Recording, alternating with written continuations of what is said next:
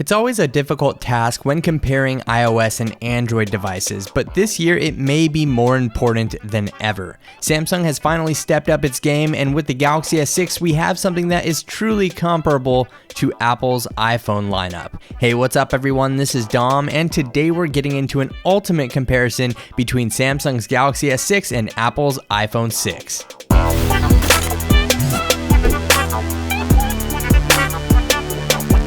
In this comparison, we'll be looking at hardware, design, software, camera performance, and specialty features that each device offers. But before we get into that, let's talk about specifications. First up, Apple's iPhone 6 features a 4.7-inch IPS display with a resolution of 1334 by 750, giving it 326 pixels per inch. Along with that, we have a dual-core Apple A8 processor clocked at 1.4 GHz, 1 GB of RAM, 16, 64, or 128 GB of storage, depending on the model, and an 1810 mAh battery. As for Samsung's Galaxy S6, you'll find a 5.1-inch QHD Super AMOLED display with a resolution of 2560 by 1440, coming in at 577 pixels per inch, an Exynos 7420 octa-core processor, 3 GB of RAM, either 32, 64, or 128 GB of internal storage depending on the configuration, and a 2550 mAh battery. Benchmarks between these two devices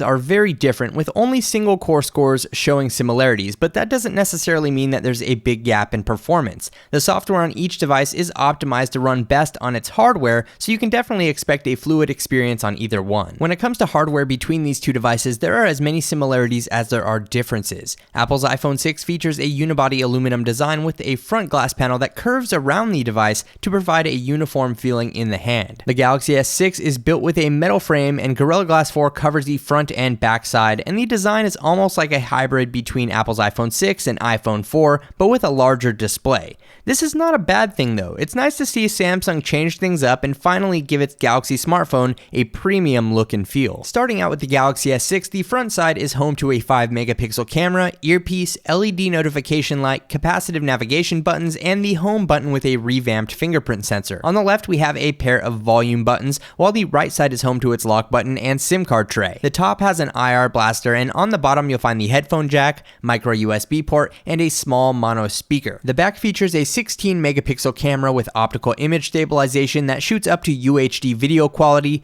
LED flash, heart rate sensor, along with the Samsung and Galaxy branding. With the iPhone 6 on the front side, we have a 1.2-megapixel camera, earpiece, and Apple's home button with a built-in fingerprint sensor called Touch ID. On the left side, we have two volume buttons and a mute switch, while the right side has a lock button and the SIM card tray. There's nothing to see on the top of the iPhone 6, but the bottom is home to a 3.5mm headphone jack, lightning port for charging, and a mono speaker. On the back, we have an 8-megapixel camera that shoots up to full HD quality video, dual LED flash, and an Apple logo. There's no denying the similarities in design between these two smartphones, but their software and hardware make up some of the biggest differences. The software experiences here are highly based on preference, but there are aspects about both that are favorable. The iPhone 6 is running iOS 8 and offers a highly optimized feature set with a very minimalist approach. If you've ever used iOS before, this device won't be too hard to navigate. The home screen provides space with multiple pages to store and organize apps, and you'll find most of the device's bells and whistles in the Settings app, Notification Center,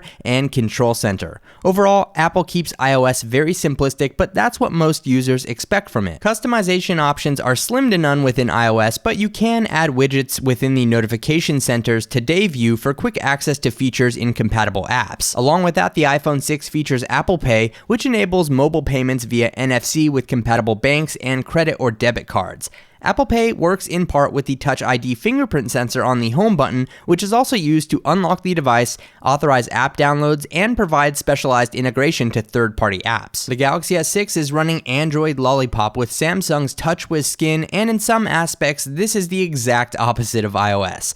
TouchWiz has the ability to change the user interface via themes, but at launch there aren't too many to choose from. The Galaxy S6 also allows you to change the grid size of the home screen layout and choose between 4x4, 4x5, or 5x5 layouts. And if you're into it, there's also other quirky features like a multi-window that you can use to launch 2 apps at the same time. The design of TouchWiz has been simplified over the years, and this is definitely the lightest iteration we've seen yet. The Galaxy S6 also features a fingerprint sensor located within its home button. Fingerprints can be added within the Settings app, and the process is simple and easy to do, just like it is with Touch ID. This fingerprint sensor works comparably to Touch ID and is a joy to use, but I can't help but mention how similar the setup process is between the two. Samsung's sensor will also play a crucial role in Samsung Pay, which, like Apple Pay, is a mobile payment platform coming to the Galaxy S6. Either way, it's nice to see this feature work so reliably on Samsung's 2015 flagship. It's also important to note that the Galaxy S6 features quick charging capabilities and built-in wireless charging.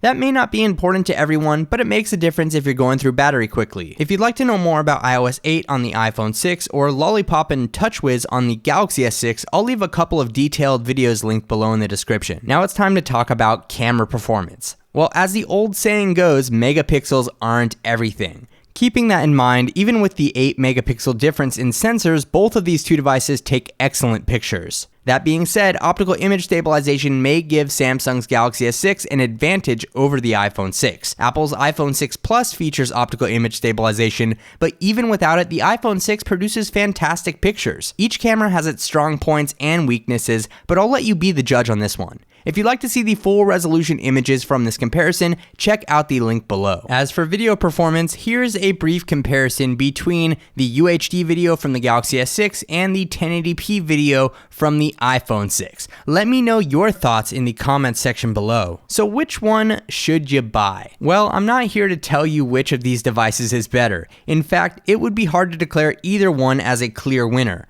Both the iPhone 6 and Galaxy S6 are built from excellent materials and perform flawlessly with their respective operating systems. Aside from iOS versus Android, it's going to come down to which device and ecosystem suits you the best. That being said, I do happen to like the Galaxy S6 and iPhone 6 a lot, and for me, I just can't make a choice, so I'm probably going to carry around both of them. But let me know which one is your favorite down in the comment section below, and leave this video a thumbs up if you enjoyed it, as it does help out the channel a lot. Also, subscribe for more videos like this in the future. Thanks again for watching, everybody. This is Dom, and I will catch you guys in the next video.